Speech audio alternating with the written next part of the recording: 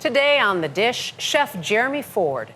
He credits a trip to his maternal grandmother's home for truly opening his senses to not just the taste of food, but also the emotion behind it. Now with 2 Florida restaurants under his name, it's that same connection to food he tries to bring to others. His first spot, the highly acclaimed Stubborn Seed, is about to expand to Las Vegas later this year. So we sat down in the original so I could get a taste of Ford's food and philosophy. Just a few blocks from the sights and sounds of Miami Beach sits a little different sensory experience. Oh my God, how cool. Found within the walls of the Michelin-starred Stubborn Seed. Share plates. It's Chef Jeremy Ford's flagship restaurant. We're excited about this salad here. We have some Castel Franco lettuces. But the former Top Chef winner is the first to share credit with a tasting menu brought to you by, quote, the badass crew. You list everyone who's had a part in the meal that I'm about to eat. Yeah. Why? I think a lot of these folks get forgotten about, but really I think it's important to shine some light on both the front and the back of the house because every single person on here is super important. Yeah. And we find joy in that. Emotion you can taste. Wow. Like in the Stubborn Caesar with sesame croutons and Perigord truffle. A mainstay of the bar menu. Every Caesar now is going to have black truffle as a problem. Ford finding joy in food nearly as long as he can remember. When you were a kid, did you love food? At a strangely young age. Really? Yes. Not just eating it? Not just eating it, fascinated by it. I mean, it goes back as far as Emeril when he did Emeril Live. When in doubt, baby, pork fat rules. That was like a breakthrough for me, you know what I mean? Like everything he did, I felt connected to. So everything he would make, it would just make my mouth water. And then he was so fun, right? So I kind of connected food to fun very, very young. And that's why I think I still have so much fun doing this is because early on, this was never looked at like a job. Obsessed with food as a teenager, he credits his family for helping grow that into a career, like when he knew he wanted to work in the fine dining restaurant Matthews near his home in Florida. My father helped make me a fake ID to get that job.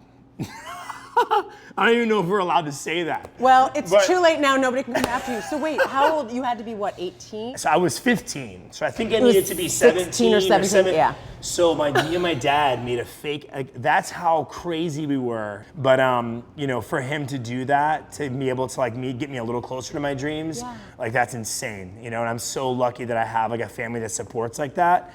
After Matthew's restaurant set the table for Ford, legendary chef Jean-Georges helped him feast. Like in pushing Ford to do season 13 of Top Chef in 2015. You are Top Chef. No f***ing way. And after Ford won, encouraging him to branch out on his own with Stubborn Seed. What was the influence that he had on you? He changed my life forever. Yeah, in so many ways I can't even put into words. You meet a lot of chefs along the way that will impact your philosophy or your style or maybe the flavors you're using. Yeah. He really showed me how to be like a good man also. Like it's not just all about technique and being the best cook in the kitchen. It's like, how do you do it without demeaning people? How do you do it with treating people with respect and welcoming ideas and creativity? At Stubborn Seed, the result is on full display. On the beverage menu, drinks like the gin-based Kill Dill, brought to life by head bartender Jackie Ray. It smells so good. For food, the maitake mushroom risotto, birthed by Ford's chef de cuisine Logan McNeil.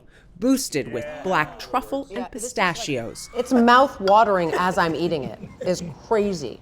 Everything seasonal and much of it locally sourced, with a bit of a twist. Just over a year ago, Ford purchased his own farm in Homestead, about 40 miles from the restaurant. There's something different about propagating that seed, seeing it turn into this little petite carrot top, and then it turns in 3 months later to this most beautiful, delicious sweet carrot you ever had. Yes, can you buy that same carrot from, French's farm right down the road? Absolutely.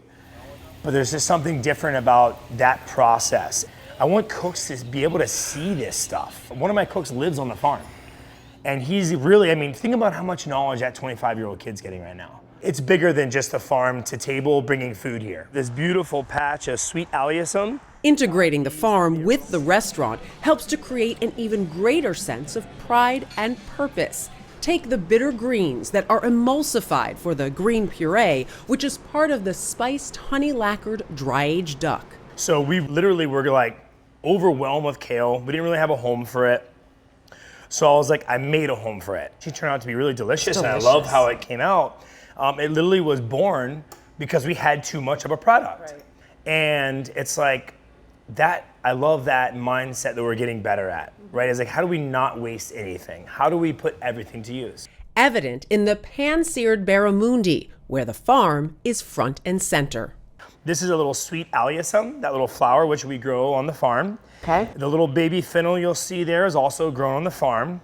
What we really have here is kind of like I don't know, like a little love letter from the farm. Ford as passionate about the stories his dishes tell as he is about the food itself. What do you love about food? Wow, that's a hard question. What I love about food is, for me, it evokes an emotion that I like never forget. Yeah. And I think that those moments are just so special, and I'm glad that we create that. I feel super blessed and lucky, you know, because there's a lot better cooks than me out there, you know, that probably don't have as much as I have. So I feel like I put myself in the right place. I worked my ass off. It's truly a blessing, and I couldn't ask for anything more. And I couldn't bring you guys the Kill Dill, which I'm telling you, I think we had several of those during that interview. Thank you to Jackie Ray, the bartender, but she did send us the recipe for the espresso martini for them. Two more things I just want to say. We talked about his dad doing that fake ID form so he could get the job when he was underage. He said his mom is the one, though, that when everyone said no, told him to keep going. So such a great support system.